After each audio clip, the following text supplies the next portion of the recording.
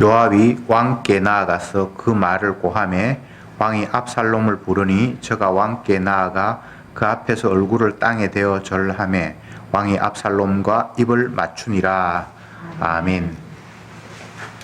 사무엘하 14장의 내용을 중간중간 이렇게 대충 살펴보았습니다.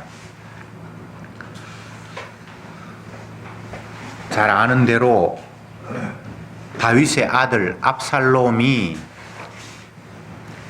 형 암논을 살해했죠. 그 일 때문에 압살롬이 아버지를 피해서 외갓집으로, 다른 나라입니다. 다른 나라로 이제 피해 갔어. 3년의 세월이 흘렀는데 신하 요압이 왕을 이렇게 살펴보니까 늘 그 아들 때문에 염려하는 같은 그런 눈치를 챘겠죠. 그래서 어떻게 하는지 그 압살롬을 다시 데려와야겠다라는 그런 생각을 가지고 이제 계략을 꾸몄습니다. 어떤 여자 하나를 불러서 너는 왕에게 찾아가서 내가 일러주는 대로 왕에게 이야기를 해라. 그렇게 해서 이제 계략을 꾸미는데 내용이 어떤 것인가 하면 여인이 거짓말로 상복을 입고 왕 앞에 찾아가서 슬픈 기색을 하고 그렇게 했을 때 왕이 어떤 일이냐 물으니까 여자가 이제 이야기를 꾸며서 합니다. 나는 과부인데 아들 둘 키우고 있는데 그 형제들이 또 싸움이 붙어가지고 형이 동생을 죽여버려서 하나들만 남았는데 동네 사람들이 동생 죽인 아들을 그냥 둘 수 없다고 또 죽이려고 하니까 왕이 이거 어떻게 하면 좋겠습니까? 이제 거짓말로 이제 얘기를 했습니다. 그러니까 왕이 걱정하지 마라. 내가 네 아들을 지켜줄 테니까 혹시나 누가 네 아들을 죽인다고 하면 나에게 데리고 오라. 걱정하지 말고 이제 집으로 돌아가라. 이렇게 얘기할 때에 여인이 왕이 한 말씀 더 드리겠습니다. 왕의 입장이 저의 입장하고 똑같지 않습니까?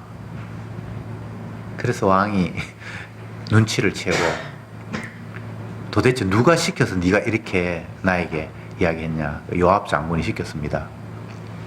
그래 알겠다. 그래서 요압을 불러서 내 아들 압살롬을 데리고 오라. 그렇게 명령을 내렸습니다. 요압은 너무 기뻐서 자기 계략이 이제 왕에게 수용이 됐으니까. 그래 요압을 이제 압살롬을 데리고 왔는데 왕은 아직도 그의 죄를 물어야 되니까 아버지가 그 아들을 보지는 않고 그냥 너희 집에 거하라 이렇게 이제 됐습니다.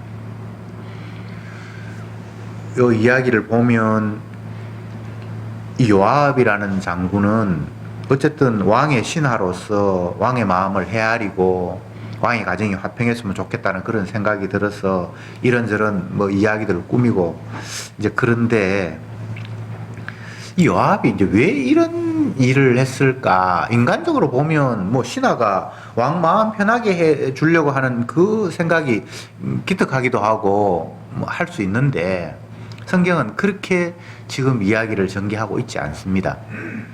우선 이 요압의 모습은 그 앞에 나단 선지자가 다윗을 왕을 꾸중할 때의 모습을 그냥 그대로 카피해 옵니다. 그런데 중요한 것은 나단은 하나님이 지시를 받고 하는 일이에요. 12장 1절 한번 봅시다. 그 앞에 넘어가서 12장 1절 같이 읽어볼게요. 여호와께서 나단을 다윗에게 보내시니 와서 저에게 이르되 이렇게 돼 있죠. 나단은 자기가 생각해서 판단해서 왕에게 뭔가 한 게 아닙니다. 하나님이 그에게 시키셨어요. 그런데 오늘 14장 1절 다시 한번 봅시다. 스루야의 아들 요압이 왕의 마음이 압살롬에게로 향하는 줄을 알고 여기는 그냥 지가 판단한 거예요. 하나님이 그렇게 요압 데리고 압살롬을 데리고 오라고 하라는 명령을 내리거나 그런 건 아니고 자기가 이 정치인으로서 왕의 신하로서 이렇게 저렇게 살펴보니까 왕이 어쨌든 그 아들 때문에 늘 마음 아파하는 것 같고 자기가 생각해 볼 때도 다른 아들보다는 첫째 아들은 죽어버렸고 압살롬이 셋째 아들이거든요. 둘째 아들은 별로 그렇게 대단한 것 같지 않고 셋째 아들이 똑똑하고 뭔가 볼 때 왕의 대를 이을 만한 그런 훌륭한 자질이 있는데 지금 아버지하고 아들하고 관계가 이렇게 됐으니까 어떻게 하는지 자기가 인간적인 생각에 이걸 잘 화해해서 뭐 다윗이 영원히 왕을 계속할 것도 아니고 압살롬이 또 다음에 왕이 되고 하면 좋지 않겠냐라는 이런 뭔가 여러 가지 인간적인 생각이 이제 깔려 있는 거예요. 그래서 옛날 나단 선지자가 찾아와서 하는 이야기를 봤잖아요. 자기도 그와 유사한 상태를 이제 거짓말로 이제 꾸몄던 거예요. 성경은 늘 우리에게 말씀합니다. 모든 피조물들은 창조자 하나님의 뜻에 복종하며 따라야 할 그런 존재이지, 자기의 판단력을 가지고 자기의 위상이 조금 더 나아질 것들을 궁리하고 염려하면서 일들을 치를 수 있는 그런 존재가 아니에요. 못 돼요. 인간들은. 흉내를 내는 것까지는 좋은데 하나님의 뜻과 전혀 상관이 없이 그냥 나단 선지자가 왕에게 아주 어려운 상황을 재치있게 이야기해서 먹혀들었다.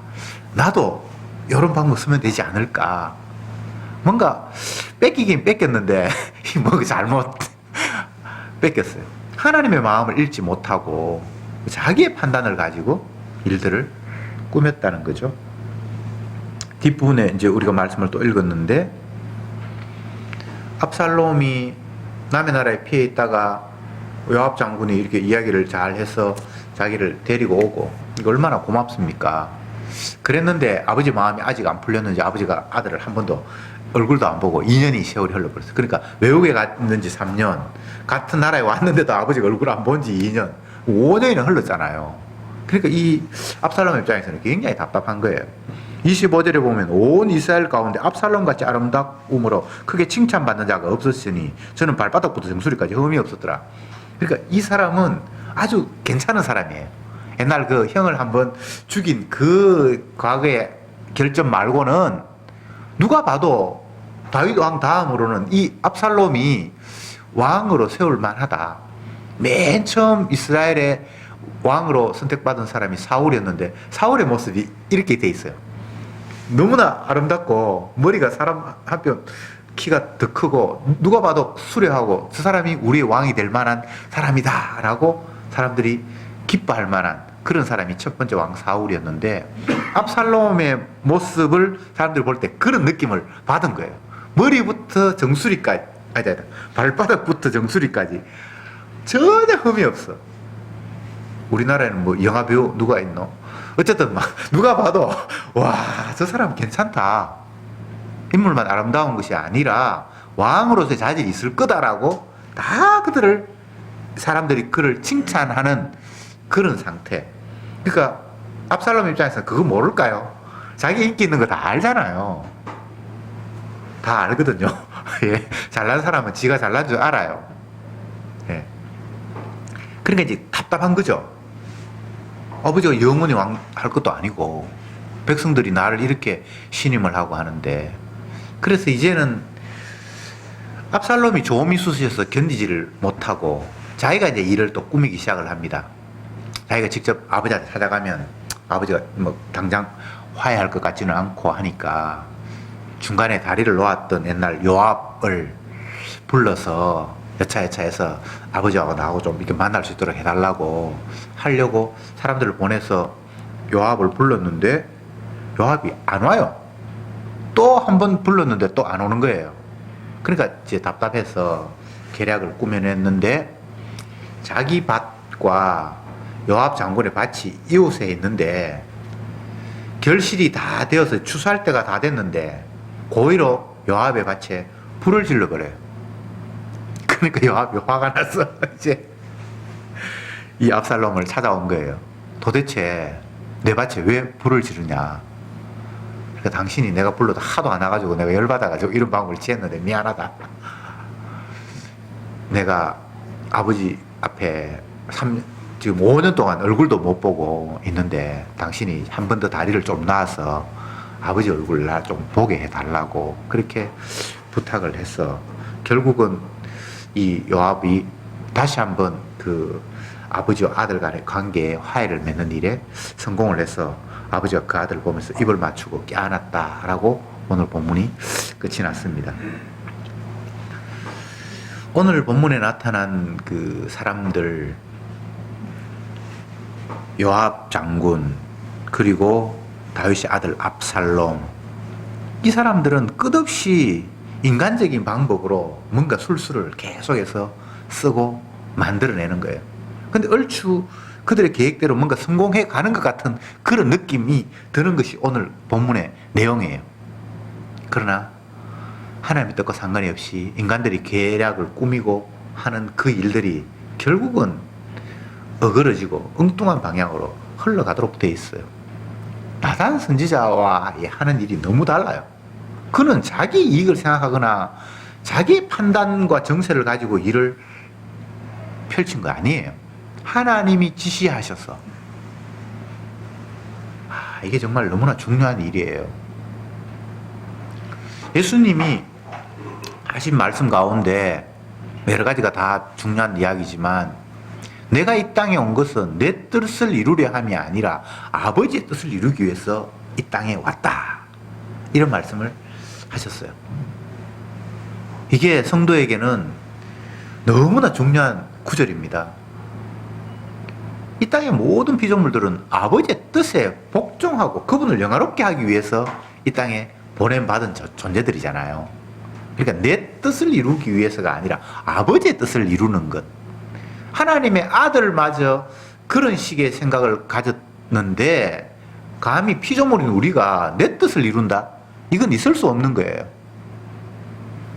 요압이 생각이 아무리 좋아도, 물론 뭐 좋은 생각 플러스 자기의 나중에 입지를 좀 생각을 했겠죠. 정치인들은 늘 그럴 수밖에 없습니다. 그 다음에 또 누가 지도자가 될지를 생각을 해야 되니까. 그런데 그 모든 일들이 아버지의 뜻과는 다른 일이잖아요. 압살롬도 마찬가지입니다. 백성들이 자기를 지지한다? 그럴 수 있어요. 그러나 그것이 과연 하나님의 뜻인가? 생각해 봐야 되겠죠. 하나님은 압살롬을 왕으로 세울 마음이 없습니다. 자기 혼자 깨춤추고 있는 거예요. 여론 살피고 분위기 살펴서 이 정도 되면 인간적인 관점에서는 압살롬이 왕이 될 확률이 굉장히 높아요.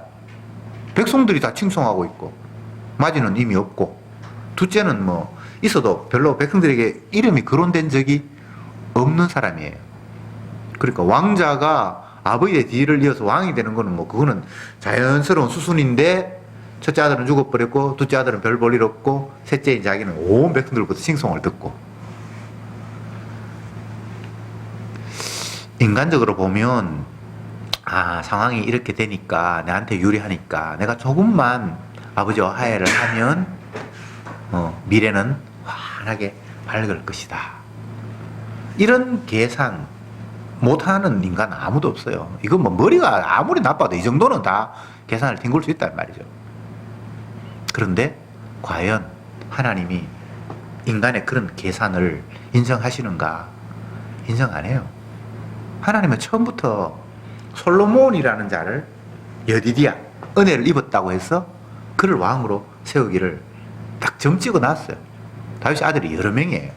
똑똑한 아들도 있고 압살롬처럼 칭찬받는 아들도 있고. 그러나 하나님은 그런 걸 원하는 게 아니에요.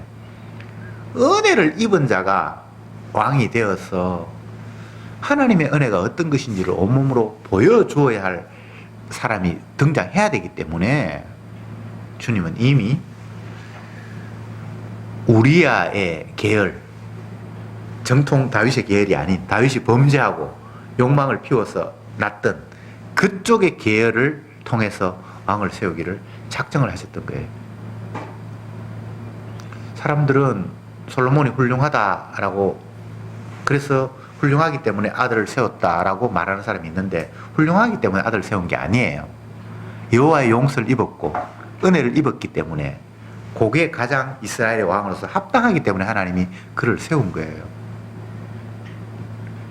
왕이 좋거나 아니면 왕자로서 왕이 되지 못하고 같은 형제인데 그를 왕으로 섬겨야 될 처지가 불행해서, 가능하면 왕이 되어야지, 왕자라면 왕 되는 게 좋지 않나, 뭐 이런 생각을 갖는 사람이 있는데 그것도 다 망상이에요. 피조물은 그냥 하나님의 영광을 위해서 주님이 시키시는 대로 위치하면 돼요.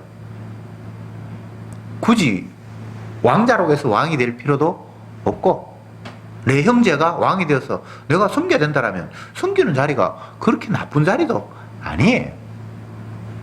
그러나 마귀는 모든 피조물들을 다 신의 자리로 자꾸만 부추기면서 올렸기 때문에 내가 신이 돼야 되고 내가 명령을 해야지, 내가 누구 앞에 머리를 숙이는 것 이 자체가 이 피조물에게는 영 마음에 내키지 않는 거예요.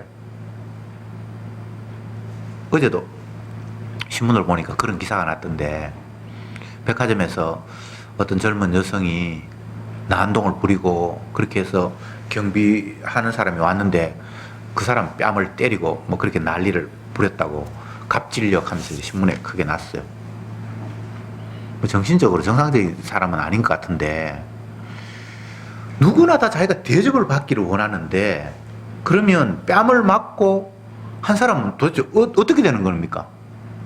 그 사람은 뭐 뺨 맞을 일이 없는데 그냥 난동을 부르니까 그게 질서를 잡는 것이 자기 직업이어서 찾아와서 아주머니 이러면 안 됩니다 라고 이렇게 했는데 그 사람이 이렇게 뺨을 날리고 이런 모습, 그게 약간은 독특한 상황으로 사람들이 읽혀질 수 있지만 모든 인간들의 심성이 그 갑질녀처럼 자기 뜻대로 뭔가 안 되면 분노하고 자기 밑에 무릎 꿇어야 되고, 자기를 거스르는 사람이 있으면 가차없이 처치해 버리고 싶은 그런 욕망, 그 사람은 그걸 잘 컨트롤하지 못해서 그게 그냥 표면화된 것 뿐이지 모든 사람들의 심성 가운데 그런 마음이 있어요. 지금 본문에서 압살롬이라는 왕자가 아버지의 총애를 받아서 백성들은 이미 자기를 지지하고 있으니까 왕이 돼야 되겠다라는 그런 마음, 그리고 요압은 자기가 봐도 바보가 아닌 이상 백성들이 지지하고 있고 뭐 똑똑하고 괜찮은데 저 사람을 왕으로 세야 되겠다라는 그 마음, 그거 뭐 있을 수 있죠. 자연스럽죠. 하나도 이상한 게 아니죠. 우리는 다 그렇게 살아가잖아요. 그런데 과연 그것이 하나님이 기뻐하시는 뜻인가? 이렇게 물으면 상황은 완전히 달라지는 거예요. 내 뜻대로 마옵시고 아버지 뜻대로 되기를 원하나이다. 그 예수님의 말씀, 마지막 십자가 돌아가시면서까지 주님은 오실 때도 내가 이 땅에 온 것은 아버지 뜻을 이루기 위해서 왔다. 그리고 마지막 십자가 돌아가실 때도 내 뜻대로 마옵시고 아버지 뜻대로 하옵소서. 이게 오리지널한 하나님 보실 때 가장 완벽한 인간의 모습을 표본으로 이제 보여주신 거예요. 그렇다면 우리가 예수님의 그 모습, 완벽한 모델의 모습을 표본으로 인정하면서 흉내라도 내야 되잖아요. 물론 뭐 하고 싶다고 해서 되는 건 아니지만,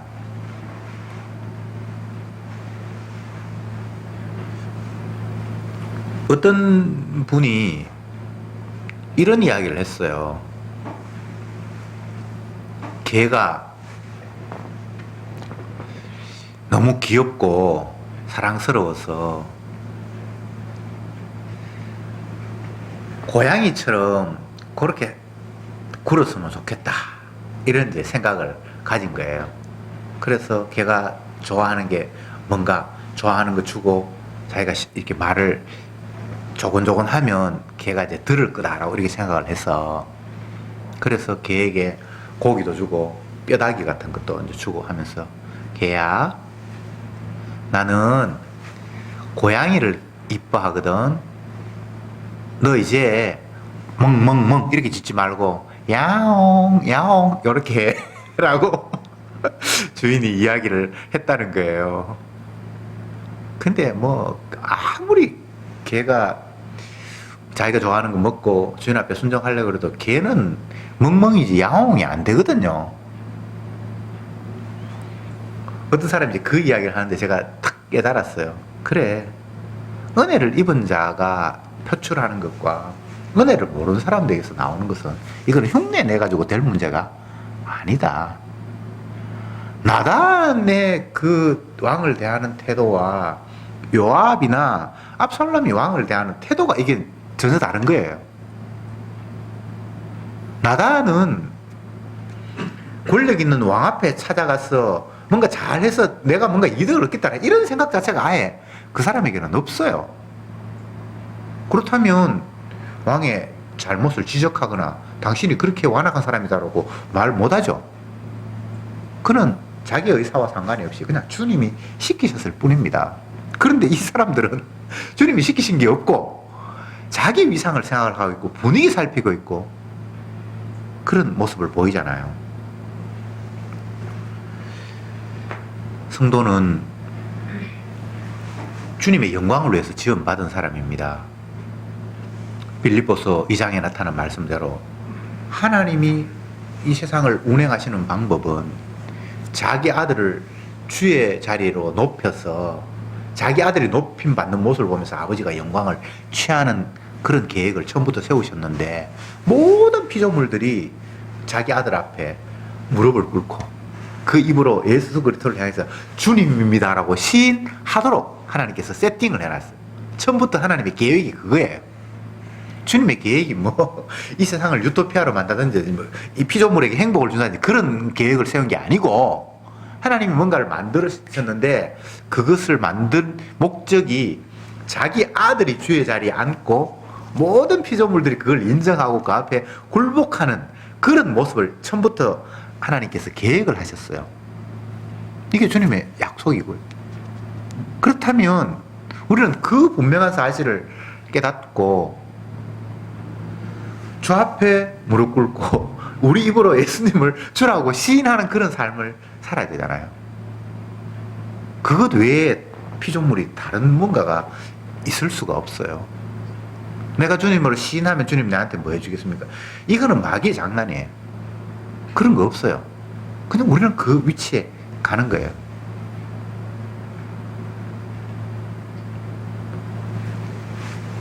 평안이다.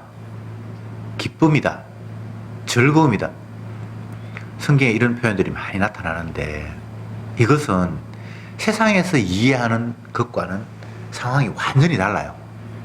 세상에서 평화롭다는 것은 나 괴롭히는 사람 없고 환경이 안락해서 나에게 전혀 불편한 요소가 없는 상태를 평안이라고 한다면 성경에서의 평안은 주님이 우리의 허물과 죄를 인정하지 않고 용납하는 그 상태가 평안이에요. 종류 완전히 다르죠, 그죠? 기쁨도 마찬가지입니다. 세상에서의 기쁨은 내가 원하는 게 채워졌을 때 기쁨이 온다고 해요. 그러나 성경에서는 예수 그리스도가 주의 자리에 앉고 피조물인 우리는 주님을 섬기는 그 자리, 주 앞에 무릎 꿇는 그 자리가 기쁨의 자리예요. 다른 데가 기쁨이 있을 수가 없어요. 성경에 나타난 여러 사람들이 제자리에 주님의 은혜 가운데서 안착해서 기뻐하고 찬양하는 모습들이 군데군데 기록이 되어 있잖아요. 자기가 원하는 거 얻어서 기뻐한 거 아니에요.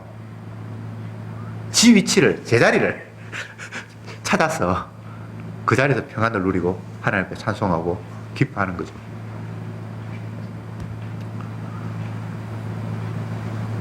복음, 기쁜 소식, 즐거운 소식은 사람들이 궁리해서 요것 나는 있으면 좋겠다 라고 해서 그게 기쁜 소식이 아니에요. 주님이 말씀하시는 기쁜 소식은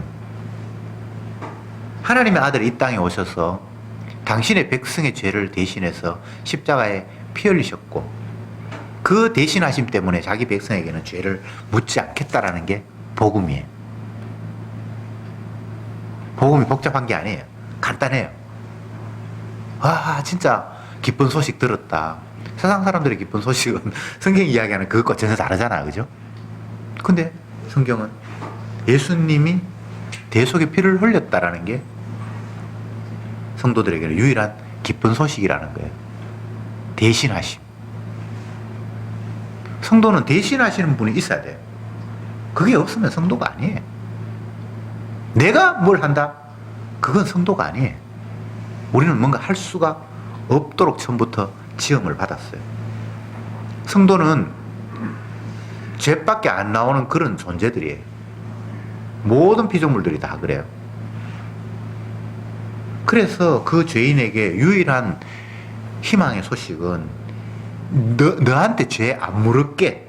그 이야기가 기쁜 소식이지 다른 기쁜 소식이 없어요.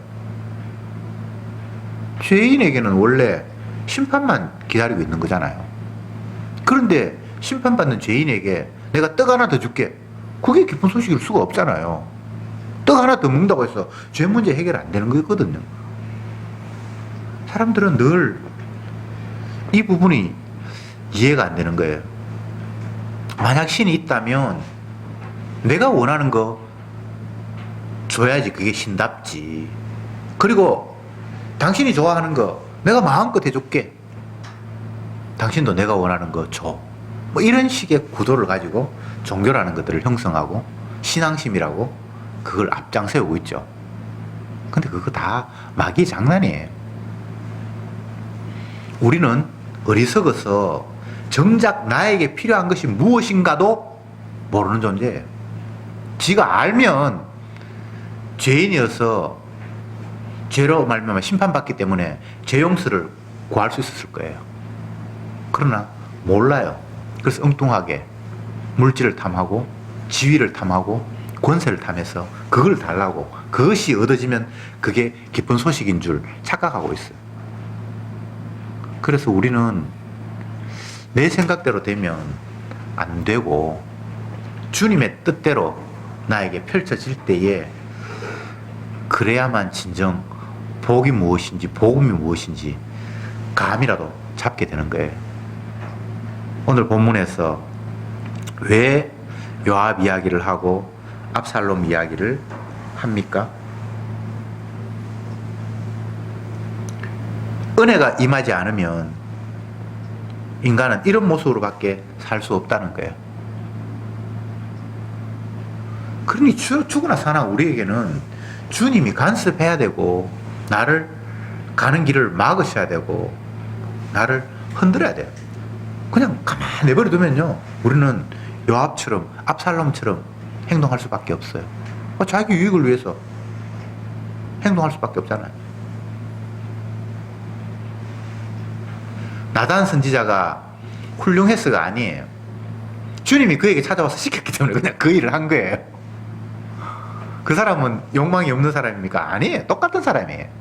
그러나 주님이 그를 찾아와서 왕에게 막 밀어댔을 때, 인간적으로 보면 왕한테 싫은 소리 하는 거 그거 정말 목숨을 내놔야 될 일인데 주님께서 푸시를 하시니까, 밀어대니까 자기는 안 갈 수가 없어요. 그게 성도예요. 주님으로부터 간섭받는 자,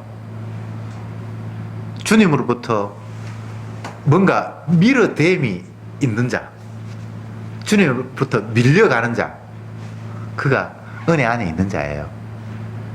내가 주님을 붙들어서 떨어지지 않고 동행하는 그런 방법은 성경에는 애초에 없는 방법이에요. 내가 무슨 힘이 있어 주님을 붙들겠습니까? 주님이 나를 붙들어 주셔야죠. 예. 내 뜻대로 아님 당신의 뜻대로. 예수님의 뜻은 아버지의 뜻에 순종하는 거잖아요. 그래서 아버지가 택한 백성의 죄를 담당하셔서 자기가 희생당하는 거잖아요. 그게 예수님의 아버지 앞에 순종하는 모습이잖아요. 그러면 성도는 무엇이 아버지의 뜻인가? 대속하신 그분의 피공로를 믿고 찬양하는 거예요. 십자가의 은혜만을 은혜라고 인정하면서 그것에만 소망을 두는, 그것이 우리에게 유일한 믿음인 것을 인정하고 전하는 것, 그게 성도의 사명이에요. 우리가 누구의 죄를 대신할 수 없습니다. 죄인이 뭐 다른 사람의 죄를 대신할 수 없잖아요. 어떤 사람은 누구를 왜 죽는다 그러는데 누구를 왜 죽을 수도 없어요. 지가 안 그래도 그냥 죽을 놈인데 누구를 대신한다는 게 죄 허물 없는 사람이 누구를 위해서 대신하는 건 가능한데 그건 예수님에게만 해당되고 우리는 대속 못해요. 어떤 사람이 중보한다 그러는데 중보는 예수님에게 해당되는 거예요. 중보 기도를 한다 그러는데 그 중보 기도도 말이 안 돼요. 지 죄인이 무슨 누구 남을 위해서 뭐가 그거는 말도 안 되는 거예요. 그래서 우리는 남을 위할 수가 없어요. 우리가 할 수 있는 일은 우리를 대신하신 주님의 그 대속의 피를 인정하고 그걸 믿고 감사하는 거 말고는 없어요. 내가 누구를 희생했다? 그 거짓말이에요. 뭘 희생을 합니까? 희생할 생각도 하지 마세요. 희생하신 분 따로 계십니다. 주님의 자리에 자꾸 우리가 건방지게 끼어들려고 하지 마세요. 대신하시는 분은 예수님 혼자로 충분해요. 내가 내가 자녀를 위해서 뭘 하겠다. 그런 생각도 하지 마세요. 주님이 이미 다 하시는데 내가 누구를 위해서 뭘 하는 게 아니에요. 우리는 우리를 대신하신 그분의 그 공로를 인정하고 그 피의 사랑이 아니면 다른 사랑이 없다는 것을 인정하고 전하는 것, 그것만이 유일한 우리가 할 수 있는 주님을 영화롭게 하는 방법입니다. 내가 주님을 위해서 희생해야지. 주님이 나를 위해서 모든 걸 바쳤으니까 나도 주님을 위해서 바쳐야지. 그따위 소리 하지 마세요. 뭘 바칩니까? 오늘 죽어나 사나 받는 것 말고는 방법이 없어요. 다만 감사하는 거죠. 주님, 당신이 안 주시면 내가 뭘 도대체 할 수 있습니까? 내가 아직은 나이가 젊다고 내 젊음으로 뭔가를 할 것 같은데 이게 내 것이 아니라 주님이 오늘도 힘을 주시고 여건을 허락하시고 숨쉬게 하시고 움직이게 하셔서 겨우 내가 움직일 뿐이지 이 움직임이 당연한 것이 아님을 날마다 고백하는 것, 그게 진정 주님을 인정하는 모습이에요. 주님, 요거는 뭐 내가 알아서 할 테니까 뭐 간섭 안 하셔도 되고 내가 못하는 부분 주님께서 좀 도와주세요. 이게 교만한 자리지. 내가 할 수 있는 게 뭐가 있습니까? 아무것도 없어요. 아무것도 없어요. 이 세상에 수많은 일들이 벌어지는데 왜 나에게는 그런 일이 안 벌어졌을까? 주께서 막으셔서 그런 거예요. 그 사람 참 지지도 운이 없다. 지지도 운이 없는 게 아니고 주님이 그 일을 그 사람에게 허락하셨고 내게는 허락하지 않았기 때문에 내가 된 거지. 내가 똑똑하거나 내가 그동안 잘 준비했거나 사전에 예방했거나 그렇게 해서 그 일이 안 닥치는 게 아니에요. 지극히 작은 것 하나 주님의 손길이 아니면 안 된다는 사실을 늘 인식하면서 살아야 돼요. 그래서 작은 것 하나가 다 감사예요. 감사. 당연한 게 아니고 감사라니까. 마지막으로 이 말씀 드리겠습니다. 예수님이 내 뜻대로 마옵시고 아버지 뜻대로 하옵소서 이렇게 말씀하셨잖아요. 근데 이게 우리 마음대로 되는 거 아니거든요. 마음이야 나도 내 뜻대로 마옵시고 하고 싶죠.